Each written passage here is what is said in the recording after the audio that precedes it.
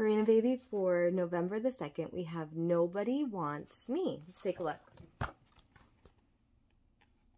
There's no such thing as nobody wanting someone. Everyone is wanted. Everyone is loved. Everyone. That's the thing about this life that makes it so special, is how much people actually love their children and their families and people around them. You really have to love yourself and your heart and be able to love other people, right? So you love yourself, you love your heart, you love who you are as a human being, you like the things that you like.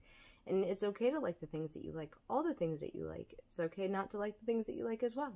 Nothing wrong with that. So nobody wants me. Nobody wants me. I'm leaving home. I'll be like a hermit and living on my own. I could sleep in a tent in a dry desert land and ride on a camel across the hot sand. I could go to the North Pole to live on the ice and play with a polar bear. That would be nice. Or find a deep jungle and live in a tree with parrots and monkeys. I'm sure they'd like me. But wait, somebody's calling. I've got to go home. Somebody wants me. I can't live alone. There's Mama and my Papa and my sister make 3. I really would miss them and they would miss me. Look at that. He found his family because they started calling out for him. They were like, where'd you go, right? You never want to disappear. When Mama was little, I would run away a lot. When I was young, when I was really, really young. It started when I was really, really young. And so we were living in the new house to us. And it was the new house that my dad bought for my mom. And I ran away the one day because that's what I would do. I would pack my backpack and I would be like, peace out, I'm done, I'm running away. And I'd leave out the door. And so I walked back in the door the one day with my backpack, and I threw my backpack down on the floor. And my father goes, I knew you'd be back. He said before I left, what did I say to you? I'll give you $1 when you come back, because there was nowhere else to go, right? You could go to the woods and make a fort and hang out there for the day, but by the end of the day, it's going to get kind of chilly, even in the summer. And then you're going to trudge back home with your backpack of stuff that you left with, your oranges and you know, your change of clothes and your emergency supplies and all the stuff that you brought with you when you were little. And it's funny because I packed my car the same way I used to pack my little backpack. With my water and my food and my change of clothes and my emergency supplies in my car. And my car has always looked very much lived out of ever since I had a car. And that my father used to teach us, you can't run away from your problems. When you come back, they're going to be with you. You are your constant. So wherever you go, you bring you with you. So if you're not having fun at something or something's going wrong, you are bringing you with you. When Papa would yell at Mama about things that didn't make any sense to me, I'd tell him, you're the constant in your relationships. And he'd tell me, I don't have enough relationships. You know, not a big deal, but he was right. I didn't have enough relationships. And we're going to go to counseling and therapy and fix it. That's what Mama's hoping. So hopefully soon, everything will be better. So much better. And this way things will be so much better for you. And it's okay when mamas and papas don't agree on everything. They're different people. They don't have to agree on everything. That doesn't mean that anything happened with you. Doesn't mean that they don't love you any less. Mamas and papas love their babies so much. So much. And, you know, everything is going to eventually be okay no matter what. Everyone eventually figures everything out. But you really are the constant that you bring with you everywhere. It's your body, your heart, your soul, your mind, your presence of being, right? I hope that you bring love and caring and understanding just with you everywhere that you go. I hope that everybody does. This life is hard enough, and there's no reason for it to be any harder than what it already is. Alright, we were on Mickey's Slumber Party the last time that we read out of this book. So let's read the next story. Doesn't matter that Halloween is over. We can read Halloween stories anytime. Cinderella. A costume for Cinderella. It was a crisp fall afternoon. Cinderella was reading in her room when there was a knock on the door. It was Prudence, the castle's head housekeeper. "Excuse me, Your Highness," Prudence said, "but this delivery just arrived for you. The messenger asked me to apologize. It seems this was meant to arrive much sooner." Prudence handed Cinderella an embroidered golden box, then excused herself to see to the castle staff. There's a golden box.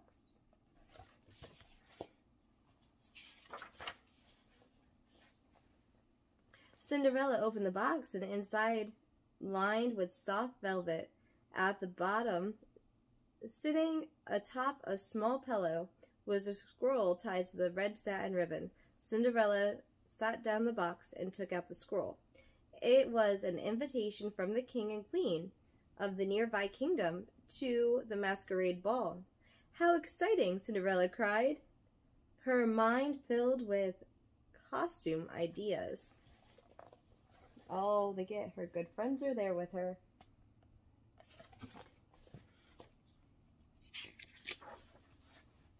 Cinderella looked more closely at the invitation and gasped. "Oh no," she said, "the ball is tomorrow night. What am I going to wear?" "Don't worry, Cinderella," Gus said. "We can help," said Jed. "Thank you," she said. "I'll need all the help I can get. We'd better hurry."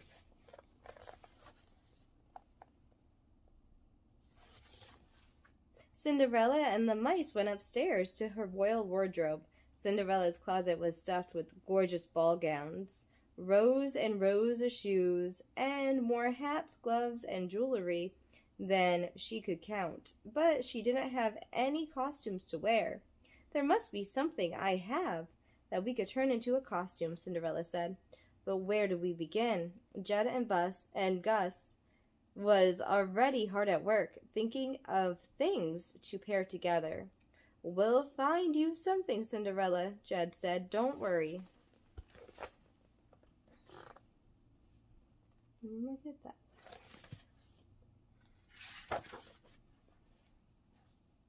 "I think we're going to have to make a costume," Cinderella said.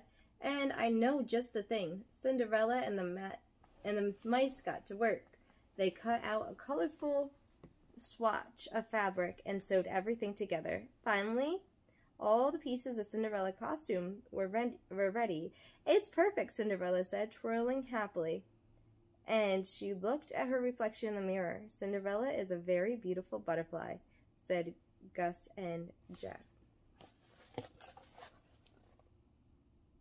There she is. Look at how beautiful her costume turned out to be.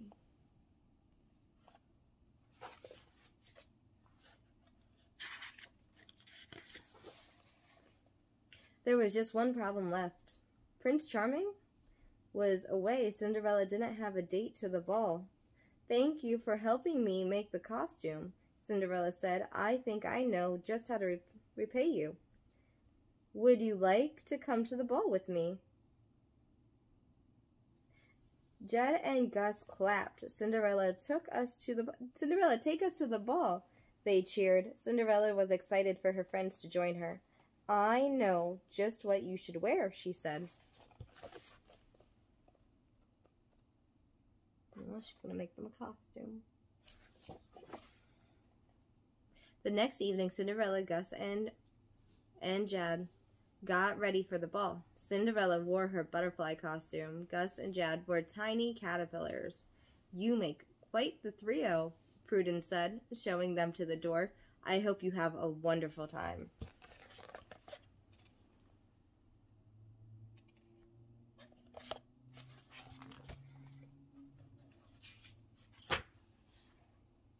When Cinderella and the mice arrived at the masquerade ball, Cinderella looked around. All the guests wore incredible costumes. Cinderella's costume wasn't the fanciest or the most beautiful, but she didn't mind one bit.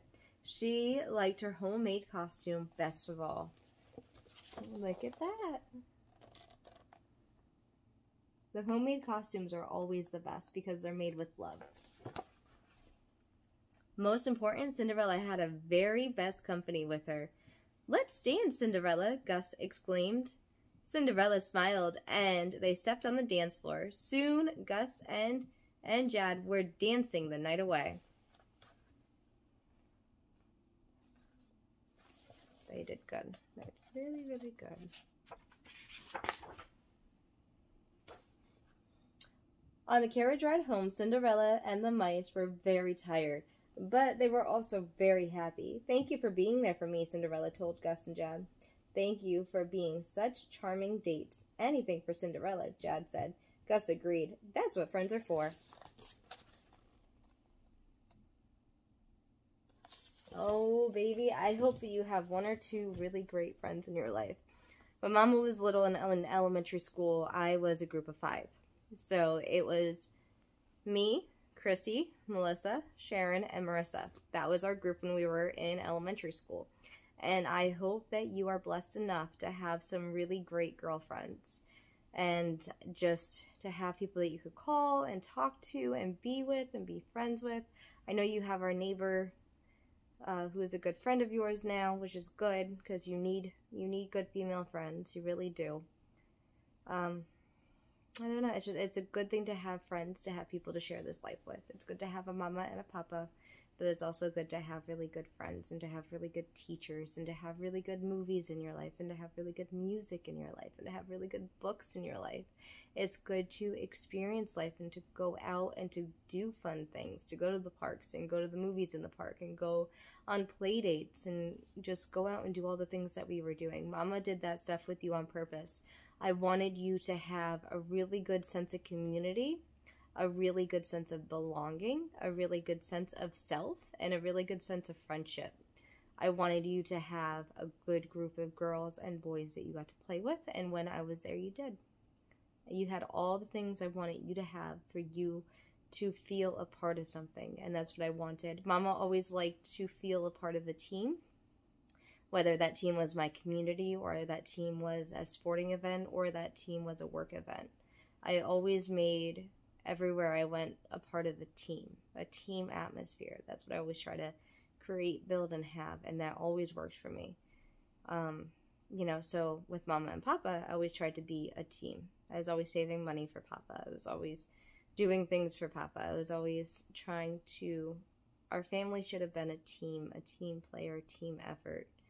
And that's one of the things I'm going to talk to the therapist about, because that's what Mama always tried to instill and have, but it's something that Mama and Papa didn't have, and it's something that I want us to have, because if we build each other up, there is no knocking down. You have to build your team up. There is, according to my coach when I was in water polo and swimming and stuff like that, he was a really great coach, Coach Frank, and he would always say, you are as strong as your weakest player. Build your weakest player up, because you don't want to knock anyone down. Like I keep saying, this life is hard enough, and I've been through so many things in my life and so many experiences. I've been knocked down so many times. I've lost everything so many times, and that's okay. Because I've never lost my sense of self or who I am as a human being, and it hasn't made me bitter. So you either become the bean or you become the coffee and the water, right? Be that person that you always are, no matter what. To anyone else who's watching my channel, I hope that you guys feel loved, and I hope that you're enjoying the stories, and I just hope that you're doing well. Loved, seen, and accepted, so this way you feel respected, right? Alright, have a great day. I hope that you guys are enjoying your November 2nd, and I just hope that everyone is being kind to yourself and others.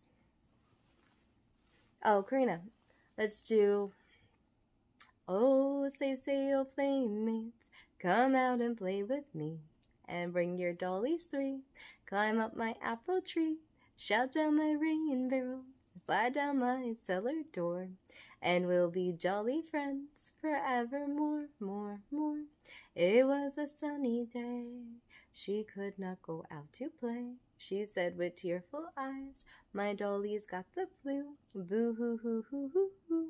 I ain't got no rain barrel, I ain't got no cellar door, but we'll be jolly friends forevermore, more. I love you, I miss you, I can't wait to see you. I really can't wait to see you. It's gonna be soon, baby.